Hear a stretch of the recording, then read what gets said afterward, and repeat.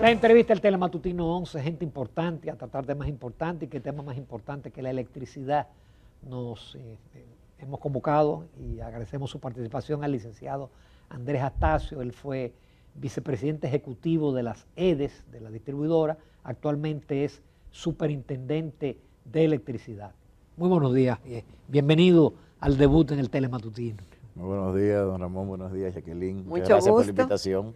Teníamos una deuda pendiente con, y yo quiero decirlo públicamente, con el licenciado Andrés Astacio desde hace mucho tiempo.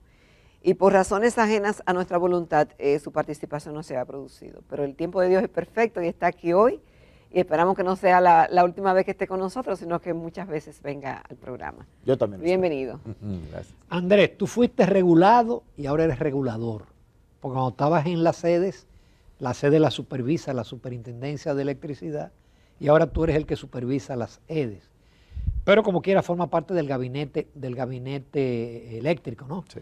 Y como quiera quiero hacerte una pregunta en relación al pasado, el asunto del aumento de las pérdidas de la sede, que el CONEP ha dado la voz de alarma, muchísimos sectores preocupados. Podemos esperar, porque ya lo hecho, ya lo pasado pasó, pero podemos esperar en los próximos meses o en el próximo año que ese nivel de pérdida tan elevado, que es una sangría al presupuesto, se pueda disminuir. Sí, de hecho hay varios planes, se están trabajando en varios planes para la reducción de las pérdidas, y no solamente las pérdidas, sino también la mejora en la calidad del servicio, porque son dos cosas que usualmente las vemos disociadas, pero que hay que asociarlas. La causa raíz de las pérdidas es que lamentablemente durante mucho tiempo no se hicieron las inversiones efectivas en las empresas distribuidoras. Entonces eso causa dos deterioros fundamentales, deterioros en las redes y deterioros en la gestión comercial. Estos son empresas de red en las cuales hay un despliegue amplísimo en el territorio nacional y si no se hacen inversiones constantes, lamentablemente se van evidenciando estas pérdidas. Otro elemento que viene a aportar a que se vea ese indicador más alto que en el pasado es el hecho de que desde hace 3 años en República Dominicana pasamos a dar servicio continuo. Antiguamente lo que se hacía era que los sectores donde había altas pérdidas se les restringía el acceso a la electricidad. Entonces, al restringirse el acceso a la electricidad, evidentemente la cantidad de energía que dejaba de facturarse era inferior porque sencillamente no se la dábamos a esas personas. Pero eso definitivamente es un mayor problema para la sociedad. ¿Por qué? Porque al no darle acceso a un ciudadano al servicio público, significa que estamos destruyendo no solamente el bienestar individual, sino que estamos destruyendo también las capacidades económicas de ese sector. O sea, si lo vemos en algo muy elemental, hoy día las personas que viven en un sector de bajos ingresos pueden hacer muchas cosas tan elementales como esparcirse dentro de su sector en horas de noche porque sencillamente hay luz. Antiguamente la luz en un sector, por ejemplo, pongamos un 24 de abril, o sector de la parte alta de la ciudad, era hoy es jueves, hoy habrá electricidad en el día y no en la noche, mañana es viernes, habrá electricidad en la noche y no en el día. Entonces había ahí hay una limitación importante a la economía y de hecho es una de las cosas que fue una decisión que se toma basado en que, mira, tenemos que hacer que el país salga de la crisis del COVID. Tenemos que tomar en cuenta que empezamos una situación muy excepcional, pero en adición hay que, si queremos proyectar, si queremos dejar que la economía crezca, pero también que el ingreso y el bienestar se redistribuya, hay que garantizar el acceso, aunque en primeras de cambio tengamos que enfrentar desde el punto de vista de la distribuidora esa situación de aumento de pérdidas. Una cosa que sí estamos haciendo, y ya en la superintendencia lo estamos trabajando, es primero ya nosotros marcamos la hoja de ruta a través de los reglamentos de calidad de servicio, que nos dicen que en un lapso de 5 años, que es concomitante con el pacto eléctrico, se debe de llegar no solamente a niveles de satisfacción X, no solamente a niveles de pérdidas X, sino que se debe de crear toda una estructura de aprovechamiento tecnológico para la gestión del servicio eléctrico. Licenciado Astacio, el tema es que en este gobierno, desde el 2020 hasta el 2023, los informes que se tienen, incluso los datos que ofrece el Ministerio de Energía y Minas, es el aumento en las pérdidas en todas las sedes. Y obviamente que cuando se ve ese aumento de pérdidas, la gente dice que hay una mala gestión, y que no ha sido exitoso, porque el éxito es disminuir el subsidio eléctrico que tenemos, que nos cuesta tanto a los dominicanos.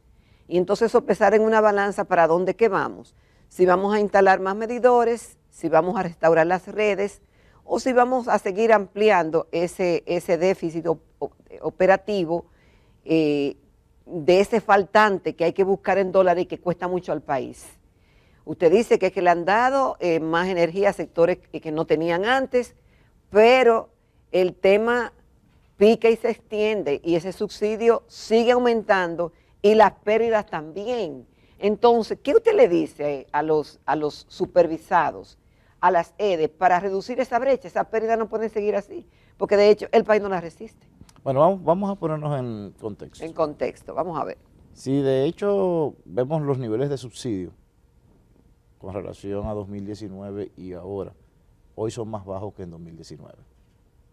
O sea, vamos primero a poner esos puntos porque... ¿Cuánto fue en el 2019 y cuánto fue en el 2023? Mire, en 2019 realmente fueron 109 mil millones de pesos, unos 2.100 millones de dólares.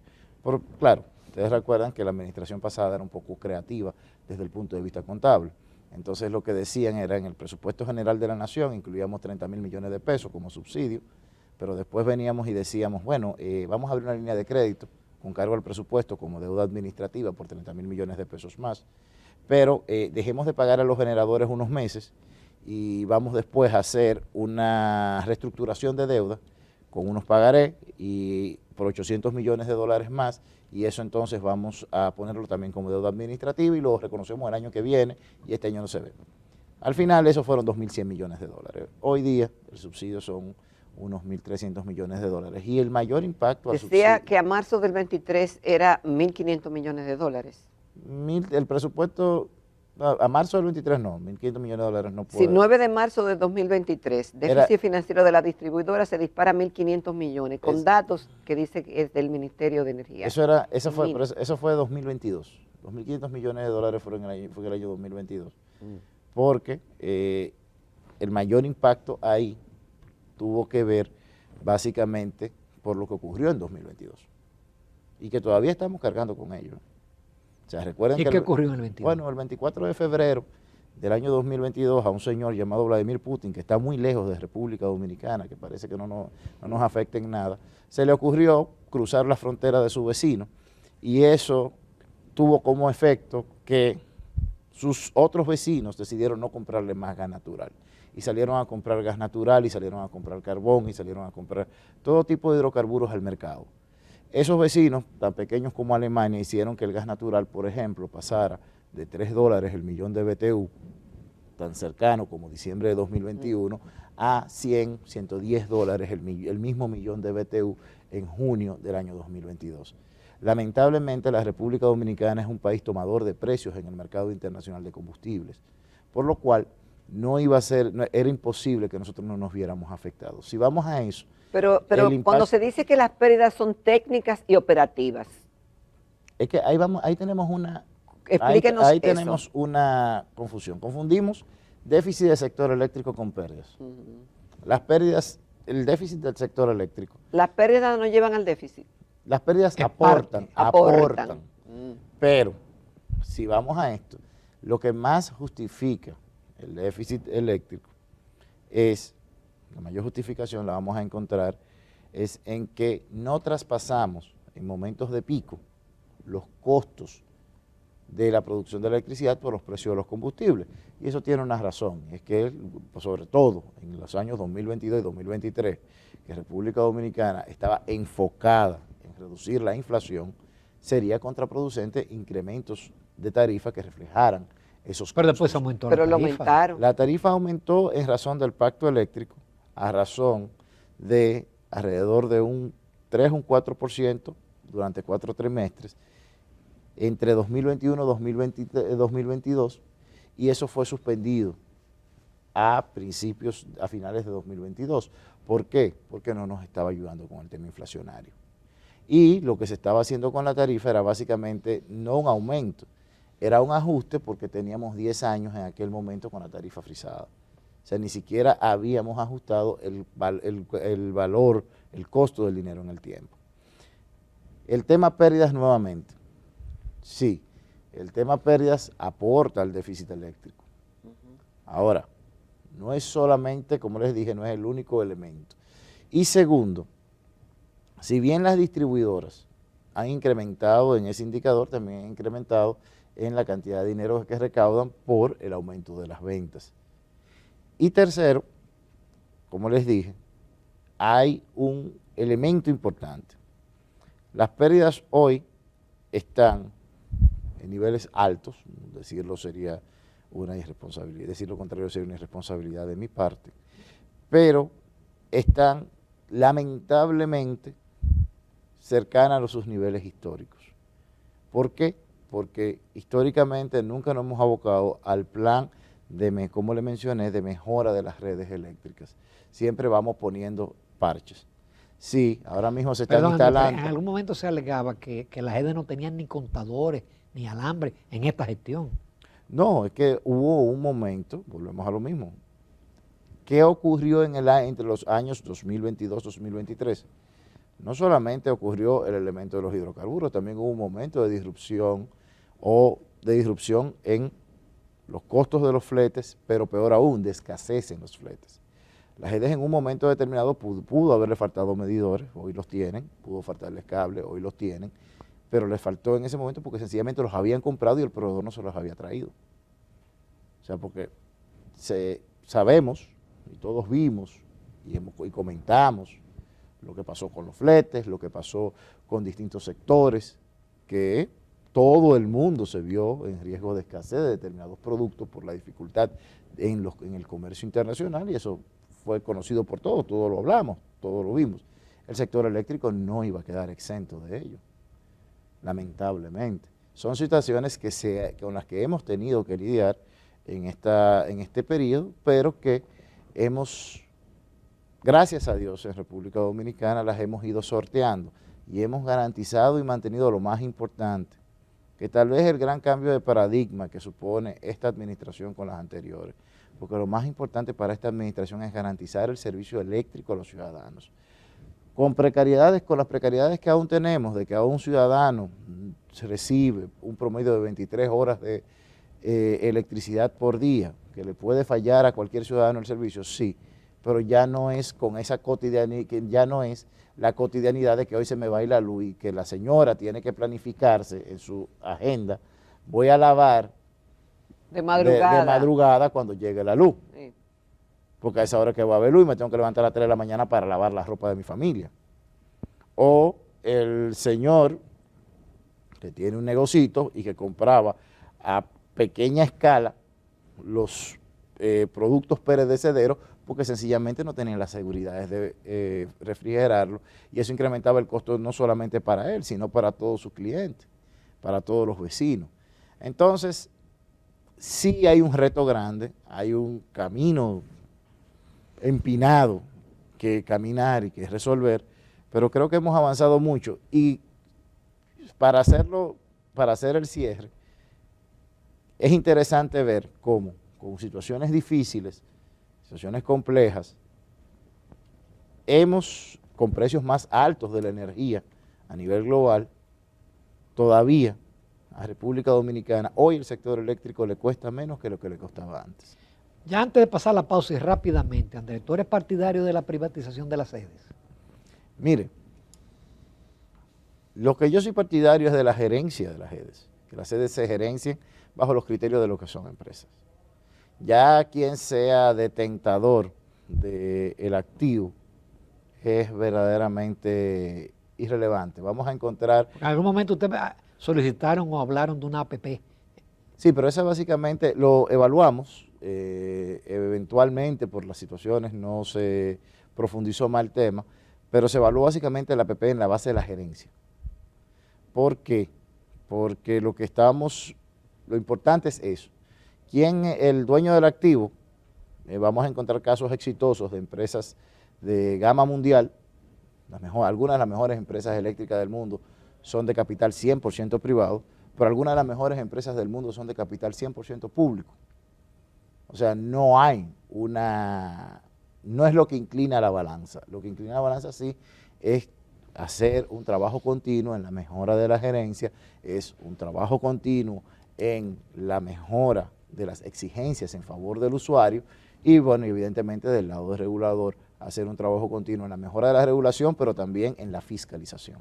Con tu permiso, Andrés Astacio, nos vamos a una breve pausa comercial. Nos queda una segunda parte todavía con muchas preguntas al superintendente de electricidad. Continuamos esta mañana en Telematutino 11 con la participación del licenciado Andrés Astacio. Él es el superintendente de electricidad. Bueno, este es un sector que mueve mucha preocupación, lo de arriba, lo del medio, lo de abajo, uno porque la luz no le llega, otro porque la tarifa es alta, otro porque los que analizan el tema entienden que lo que ha habido es un retroceso, que han habido pérdidas de más de un 41% en el primer semestre del año pasado. Usted hablaba de los retos en cuanto a la mejoría, por ejemplo, en un punto, en la gerencia. En esa parte y lo que ves en las pérdidas y el tema del manejo de nómina, de sueldo que es criticado, de que puede ser la nómina supernumeraria, que habían hablado de reducción, pero que no, que mejor se aumentó. Todos esos detalles lo ve la superintendencia. Mira, ya nosotros vemos el tema de costos en sentido general. ¿Cuál es el ámbito de la superintendencia? La superintendencia ve cuánto es la operación óptima del sistema, cuánto debe recaudar la empresa para hacer esa operación, y eso es lo que nosotros aceptamos que le sea traspasado al usuario final. En términos de gerencia, yo entiendo que hemos dado un buen paso, vamos en camino correcto. Ahora la principal autoridad de las distribuidoras es una persona de probadísima capacidad gerencial, creo que eso no está en discusión, y entiendo que se está avanzando. ¿Te refieres a Celso Marrancillo? Sí, Celso. Creo que en República Dominicana nadie discute la capacidad sus gerencial. Capacidades, claro que sí. O sea, creo que eso no es discutible por nadie y se está avanzando en la eficientización de esa gerencia. Ahora, también tenemos que se me olvidaba que no comenté hace un rato, también hay un pequeño ejercicio de sinceridad que muchos analistas no hacen. Cuéntenos, a ver. Y es que la electricidad no es una industria cualquiera, no es un servicio cualquiera en el cual solamente prima el elemento económico. La sensibilidad social de este servicio... Es un servicio hasta público. Es un servicio público. Es un servicio público pero, y estratégico y hasta de seguridad, ¿eh? Sí, no. Forma. Y que tiene una sensibilidad social muy amplia. Entonces, una de las cosas que se ha planteado el Estado Dominicano y que estamos trabajando en eso, y que en cierta medida sí la Superintendencia de Electricidad lo estamos dirigiendo, es en identificar a las personas que lamentablemente no pueden cubrir lo que costaría, lo que cuesta propiamente el servicio eléctrico. Y esas personas son sobre las que el Estado tiene que ejercer protección. ¿Hay un bono luz? ¿No hay un bono luz? Sí, hay un bono luz, pero estamos haciendo, a través de ese mismo bono luz, una identificación más efectiva. ¿Por qué? ¿Qué pasaba históricamente? El bono luz lo teníamos asociado solamente a otros subsidios, a los demás subsidios. Y no necesariamente coincidía el beneficiario de bono luz con el usuario, con el titular del servicio eléctrico. Entonces, ¿qué pasaba? El gobierno destinaba, que era peor, porque el gobierno, aún ocurre, este es lo que estamos eliminando, el gobierno destina una suma X para subsidio público a favor de una persona, pero esa persona no puede hacer uso de ese subsidio, porque no hay una correlación entre el titular y el beneficiario. ¿Qué estamos haciendo? Bueno, ya iniciamos un plan piloto, lo iniciamos en Las Terrenas porque era una zona que no tenía acceso a ningún servicio, a ningún subsidio social. en el cual ya hay una identificación, una correlación entre el beneficiario el bono, el beneficiario del subsidio y el titular del servicio eléctrico. Entonces a esa persona se le está subsidiando lo que se definió como subsidio como consumo de supervivencia en República Dominicana, que son unos 100 kilovatios, y a esa persona se le subsidia al costo de ese sistema esos 100 kilovatios. Y con eso entonces estamos desmontando los subsidios cruzados, lo que va a hacer que se equilibren los costos para todos los usuarios. Evidentemente, Y es más justo. es más justo, pero sobre todo estamos protegiendo a quien hace falta proteger. Hay momentos en que el Estado, por una cuestión de principio de oportunidad, puede decidir no transferir costos a la sociedad porque estamos buscando otro objetivo, pero a los que debemos de garantizarle protección continua es a esos, hasta tanto los ayudemos a salir de su situación de precariedad. Andrés, ¿y la generación? Porque la demanda aumenta de manera continua cada año y hay que incorporar plantas. Las únicas grandes plantas que están construyendo son las de Manzanillo, que les faltará 3, 4 años, no sé. ¿Está garantizado ese abasto como para que, como dices tú, le están dando 24 horas a todos los hogares? Sí, nosotros, recordemos que el año pasado se instalaron 400 megavatios adicionales. Eso fue en las barcazas. Las barcazas, pero también, esas apartaron, pero también se instaló la central de Siva en Boca Chica, una nueva central. En este momento, en adición a las centrales de Manzanillo, se está construyendo una central de unos 160 megavatios en la zona de San Pedro de Macorís, específicamente en la zona del Iguamo, que es la ampliación de la central de Energas. En Pimentel, en este momento también se está ampliando el parque de Pimentel 3 en unos 45 megavatios. O sea, estamos hablando de que estamos en este momento, en adición a Manzanillo, construyendo más de 200 megavatios. Y tenemos expectativas, se está llevando otro proceso de licitación por 800 megavatios adicionales para poder crear esa generación de base que nos garantiza el suministro, y esto concomitantemente a la tan comentada, ya reconocida internacionalmente, expansión de la energía renovable en República Dominicana. Esto a su vez nos habla un reto que le comentaba en off, que nosotros como regulador ahora estamos trabajando en la normativa para la penetración de almacenamiento, o sea, de instalación de baterías en la red eléctrica, para que esto nos dé, no solamente nos permita utilizar la generación diurna en horario nocturno, sino también que nos dé seguridad en el sistema, nos dé mejor manejo de regulación primaria, secundaria. Es decir, la batería es como queremos instalar las baterías para que nos sirvan como una especie de UPS del sistema eléctrico nacional, de un acumulador y de una seguridad del sistema eléctrico nacional. Finalmente, Andrés Astacio, hay una actividad muy importante que ustedes van a desarrollar en los próximos días. Sí, todo esto que hemos hablado casualmente no es un caso único en República Dominicana. Todos los países de nuestra región tienen su problema eléctrico. Es una realidad, lo que pasa es que todo el mundo atiende al propio, claro, al propio, porque es lo natural. Pero nosotros, la Superintendencia de Electricidad es parte de la Asociación Iberoamericana de Reguladores de la Energía, y tenemos la próxima semana, los días 6, 7 y 8, nuestra Asamblea General, pero por las características de lo que hemos vivido en los últimos 3 años, toda la región, hemos decidido hacer algo adicional. Y es que el día 6 vamos a tener el Foro Iberoamericano de la Energía, que va a consistir en que vamos a juntar a todos representantes de todos los segmentos de nuestra industria en Iberoamérica.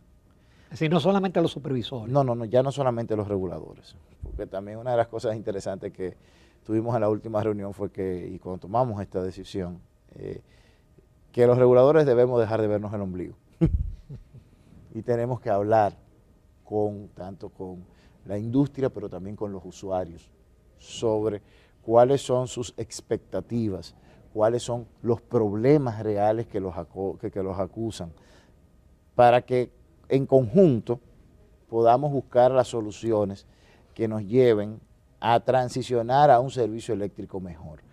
Se habla mucho, el término transición en nuestra industria está de moda, por esto de la introducción de nuevas tecnologías, pero de hecho la verdadera transición que como reguladores nosotros en Iberoamérica nos hemos planteado es la transición hacia el servicio que la población realmente requiere. De hecho, en algunos países y allá, hasta aquí en República Dominicana, encontramos quejas de que la luz se fue pestañó por 4, 5, por menos de un minuto, pero ya ese pestañeo también tiene un efecto porque me tumbó el internet.